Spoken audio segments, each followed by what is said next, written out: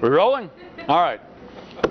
I feel, having the kind of public trust that we all do here doing this program, I feel that, of course, we must meet our responsibilities in continuing to help point out all of the modern problems of life, the things that are just tearing modern civilization apart. And so tonight we at least would like to make note, if we don't cover it, but at least make note of some of the other obviously pressing problems, at least two tonight, of indoor plumbing and hair coloring for men. So.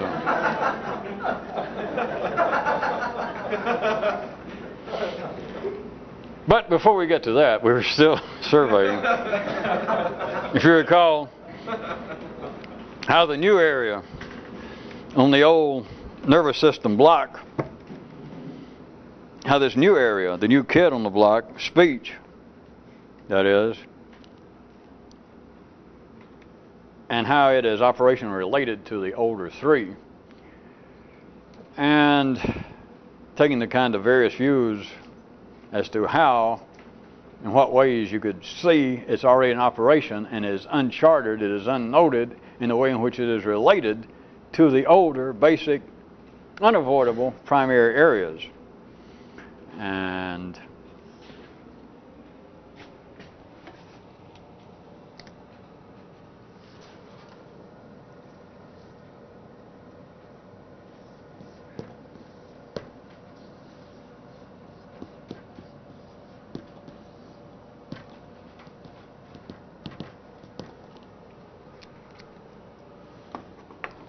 along where we were talking last time, I was thinking about two areas that we could call TS and TCB. Taking the kind of description, the kind of verbal mapping of the older three S's of sex, sustenance, and shelter, that which is absolutely unavoidable no matter what you call them, it is just unavoidable that every person has got to play that game. Everyone has got to pursue that kind of activity. And yet there is now, as we've been talking about, there is really a new S, that of speech. That although some ordinary intelligence could probably be made to say speech is certainly of supreme importance today, that it is so intertwined with modern civilization that to do away with speech would be very costly, probably very disruptive. It's impossible. It is actually a new S, is the way things are. But still, as I know you can do by now, you can kind of keep two different trains running through this one tunnel of your own brain. That yes, we could talk about the three S's as though we could back up in the evolutionary process without hurting ourselves. That we could talk about the three S's of just the basic physical primary requirements to stay alive, and then we could talk about this fourth S of speech as in some way not yet a full-fledged member of the family, that it is kind of the new kid on the block.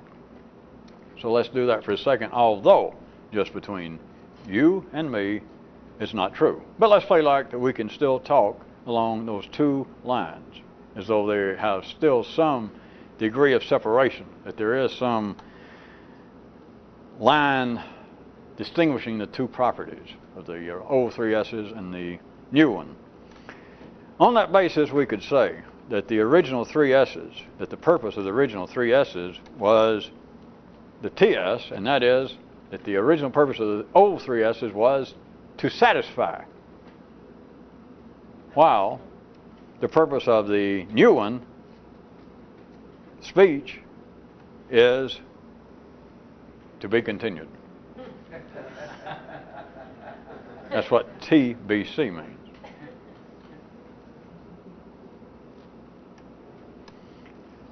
Or, if you'd like to put it another way, you could say that the intent of the three S's of sex and sustenance and shelter is to satisfy, while that of speech is to promise of such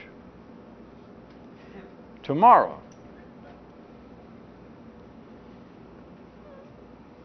As is quite easily seen, and I know we have run over this area's foot before, but you must see quite easily, they're still taking this kind of temporary mapping, that the old three S's, and the purpose I'm saying that you can see quite clearly is to TS, to satisfy. You must see that there is no sane, there is no operational exception to that. Any exception to that, anyone who engages in sex, anybody that engages in eating, we're not talking about dining, we're not talking about romance, just the basic three S's.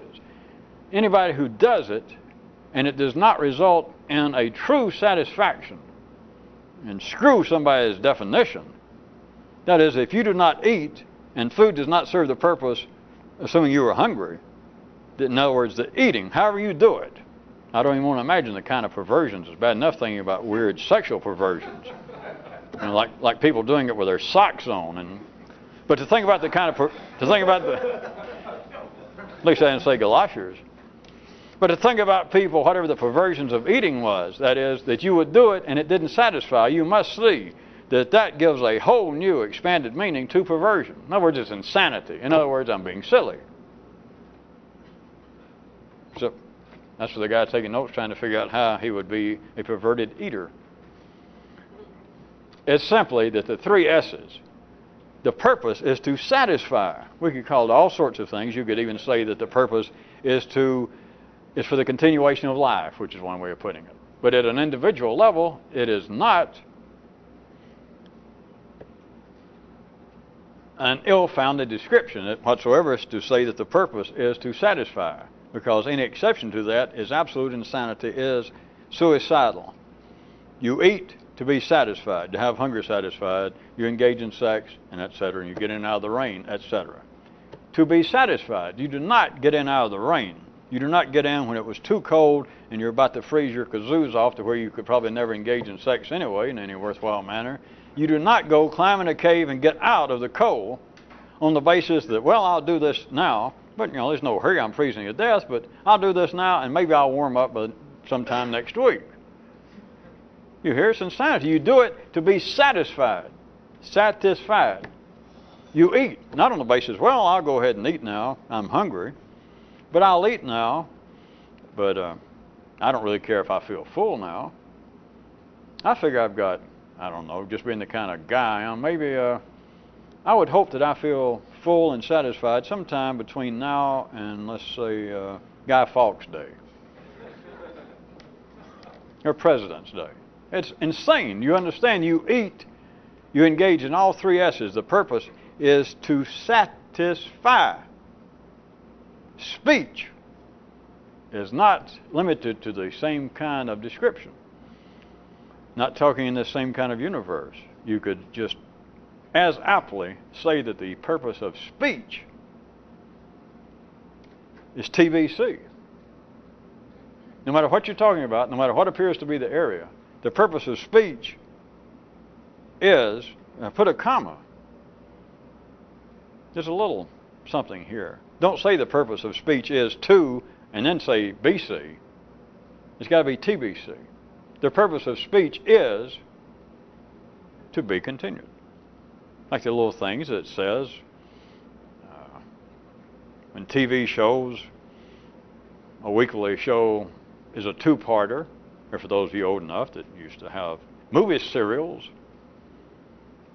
and at the end of it, it would say to be continued. The serial would go on for 12 weeks, or on a TV show nowadays, if it's going to be a two-parter, you suddenly realize that the 30 minutes is up and the show, the plot has not been straightened out and ironed and starched.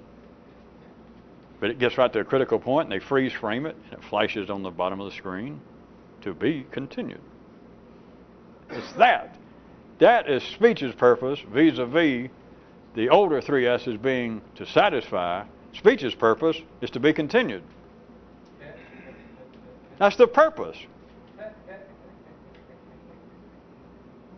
It's not a description of the process, that's the purpose.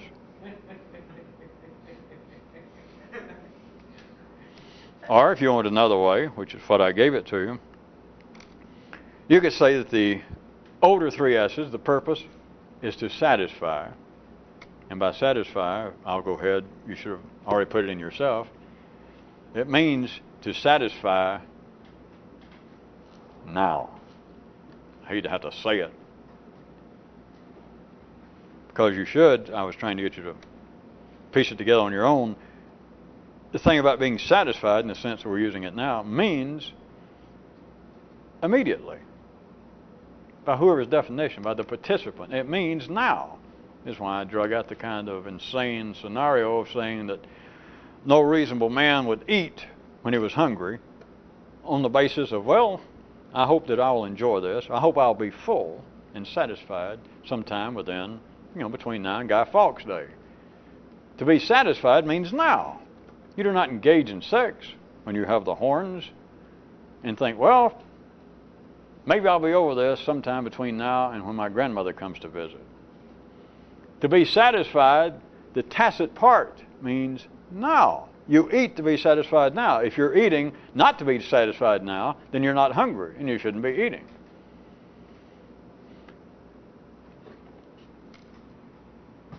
So the other version was, you could say that the purpose of the three S's is to be satisfied now. Whereas the purpose of speech is the promise of same. Read satisfaction. Is the promise of it tomorrow. That's what speech is about. It is right here that in other ways that men flog one another to death over the inanity oftentimes of speech, and people continually carp. Some people even trout at one another, about, boy, people just talk and it doesn't get anywhere, and you just blather. Sometimes even palaver. I'm sorry I said it, but you can take that out of the tape. And is not a worthy opponent, or is not a worthy candidate for such attack. Did we get too smart for our own good again? In other words, people saying, wait a minute, will you finally get to the point? One guy tells another, you talk and you talk, now wait, and will you get to the point? See, they don't understand. No matter what you're talking about. Now, in everyday affairs, you and I both are aware that if you're just going to retain any semblance of walking around sanity, then here and there you seem to get to the end of what you were talking about. Such as you tell somebody, well, I'm going, and you actually go. Or the salesman keeps filling up your bag and ringing up stuff, and you finally say, that's enough. I don't have any more money. But in general, the whole idea that talk in some way is too fluid, is too ambiguous, not ambidextrous, too imprecise, misses the point, as it's supposed to, of course. Talk is always the promise in comparison to being satisfied, which all the other three, the reason I keep stressing this comparison for you to see it, the other three is not open to some sort of discussion about this. I mean, if you've got to discuss it, you're already insane. The three S's, the three old S's, the primary activities, the purpose, the intention, the only intention is to satisfy. Now, there is a need. It's not open to discussion. If you think it is, you're nuts. Contraire. When you get into speech, the purpose of it is not to satisfy.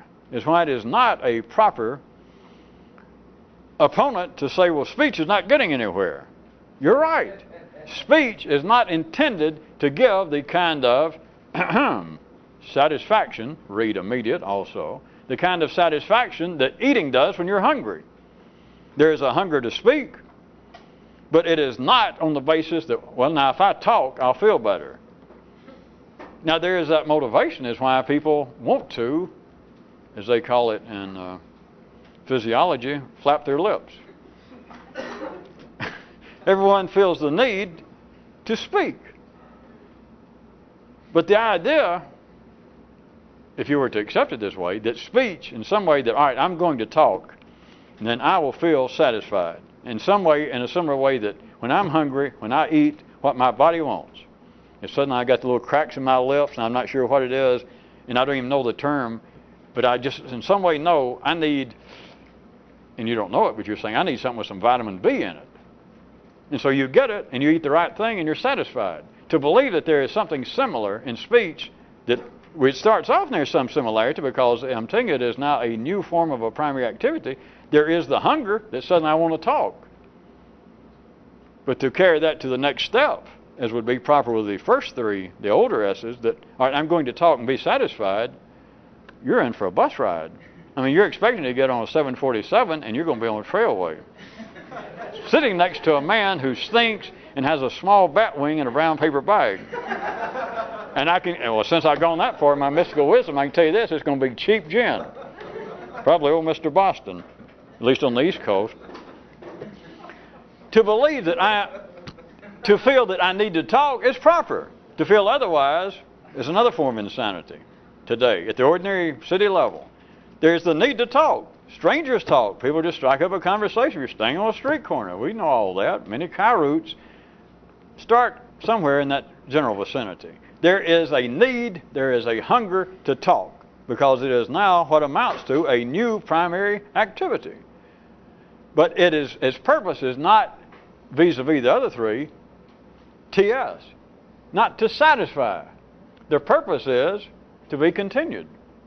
And so the holds quite common, and it just helps complicate life and keep the dance floor filled, but the whole thing that people do not analyze in this way yet is when I said, though, if somebody was listening, ordinary intelligence, they guess, well, I hear this, and I do agree that people must have the need, civilized people now must have the need to talk. That's right. But also notice that when people attack each other, they attack themselves, and they don't know why that is. Well, I need to feel the need to talk. And so they run their mouth at some party or around somebody, and then people even get away by themselves. At least they write about it in poetry, and hell, I take their word for it. And people muse, reflect, remunerate. Saying such things as, I wish I hadn't said that. Or I bet I made an ass of myself. I stood there and I got carried away. They introduced me to that fellow, and I found out that he was a famous writer I'd heard about, or a musician, or a sports figure, and I suddenly went, oh! I don't know, I'd had a couple of martinis, and I went, ooh! And I talked to the man. I just know. I can sort of remember, but I just know. I should be humiliated. I know I started talking to him, and I don't know what I'm talking about. I got in over my head and blah, blah. That's not the point. What he's saying is, you understand that? And it's not just on an immediate individual cocktail level. People write about this on a wide collective level that in some way humanity tends to fall into conversations that they can't seem to stop.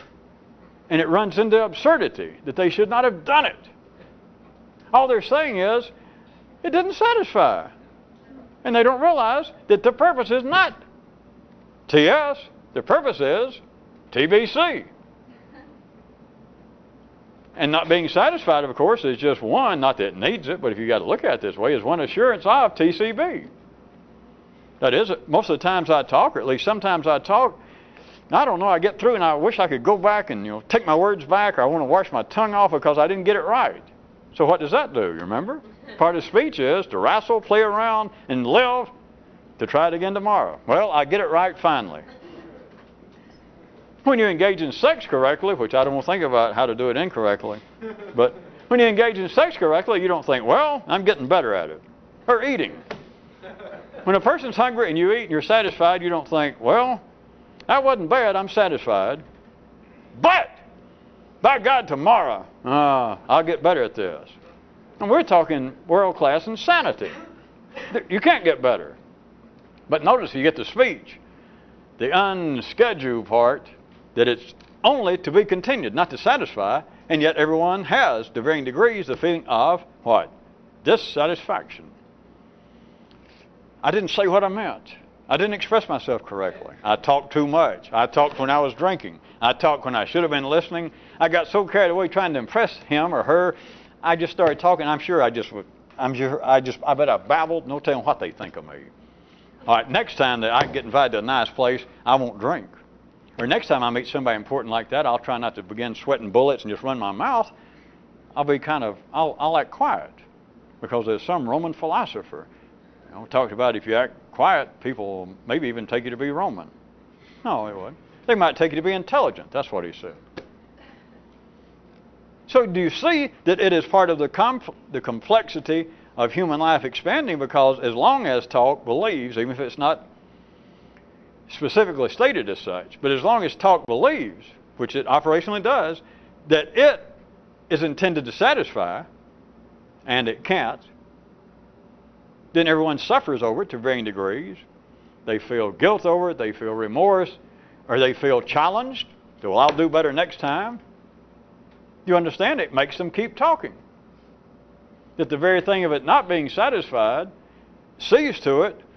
It's like speech, planting gardens out where the 3D, the 3 S's, the old 3 S's provide the soil. And it's like speech goes out there and plants, and it never comes up what they wanted, and speech always looks and is never satisfied.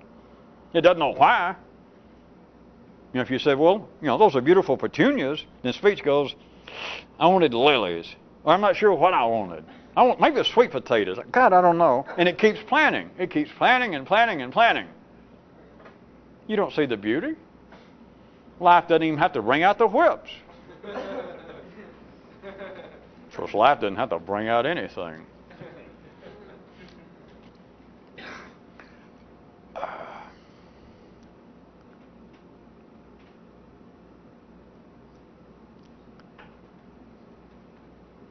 Speech is absolutely tied to what in the temporal world, in the 3D world, seems to be tomorrow. Speech, without any doubt, as we all know, serves immediate purposes which contemporary life could not live without. Such as, sir, do you know what time it is?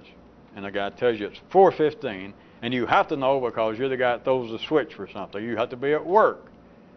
That sort of thing comes to a conclusion.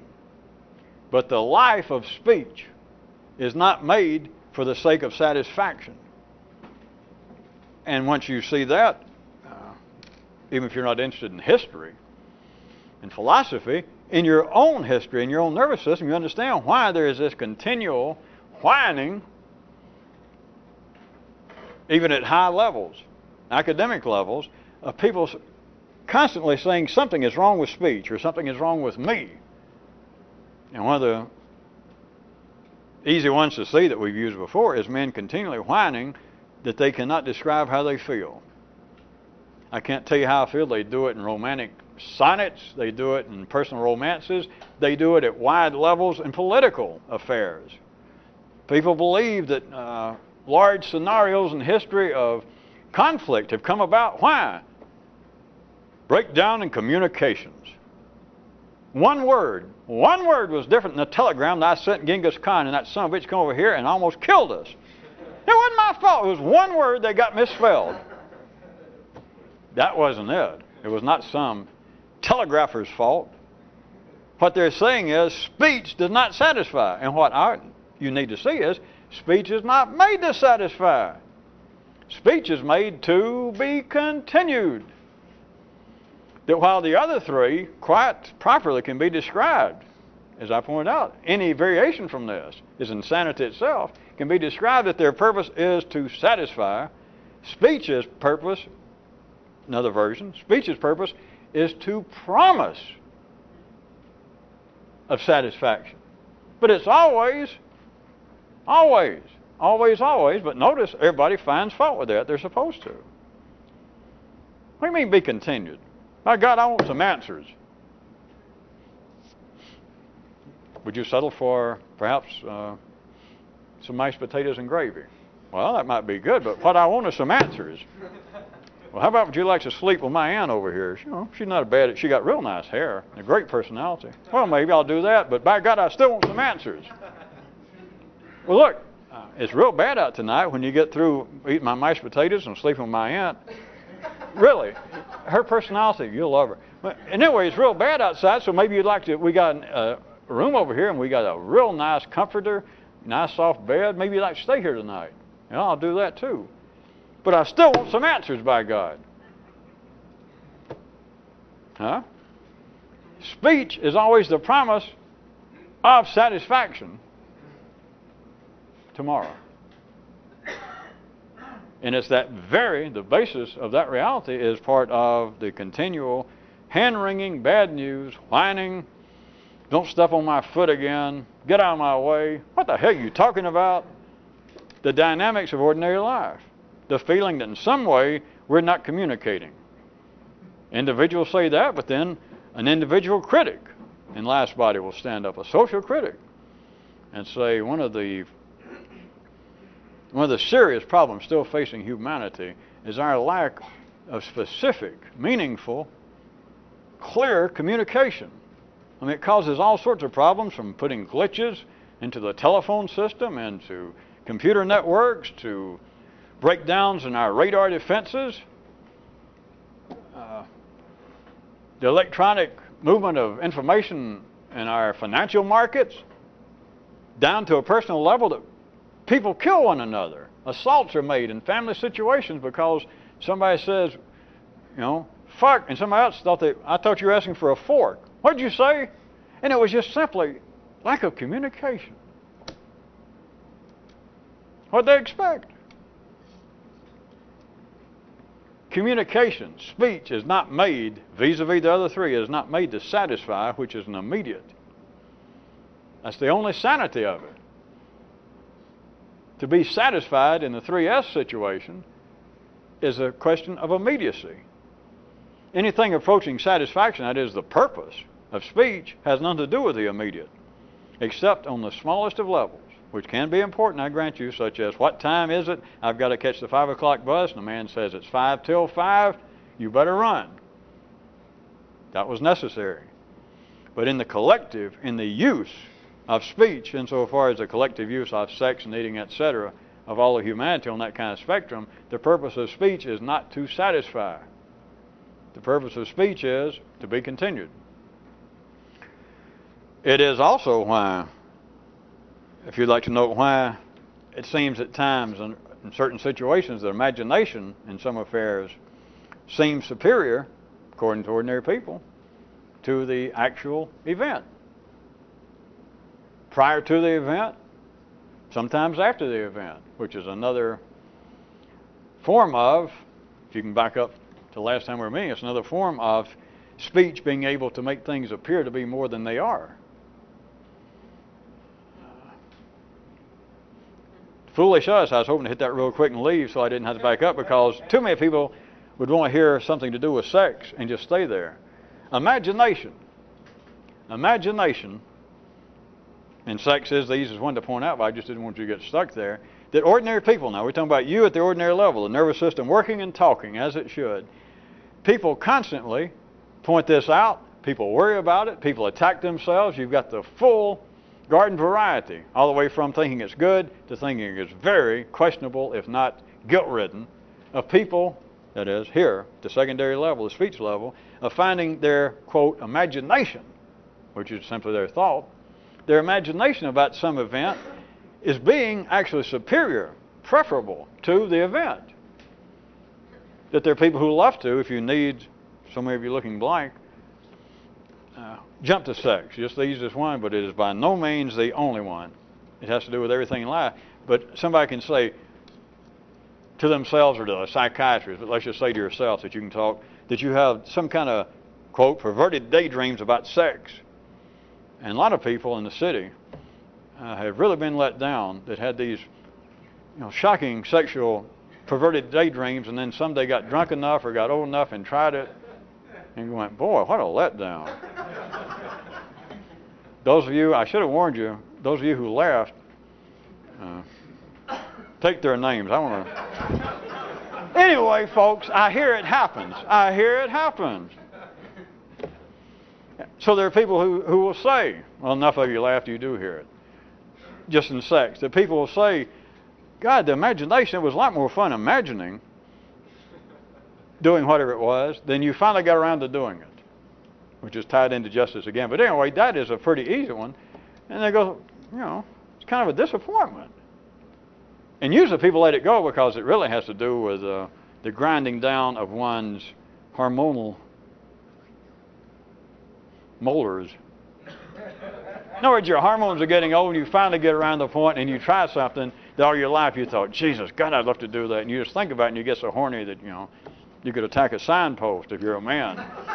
And then finally it's like, well, I am so sophisticated and been around, I think I'll go ahead and try it. And of course it turns out that you're now 52 years old, and you don't care what anybody thinks anyway, and you try it.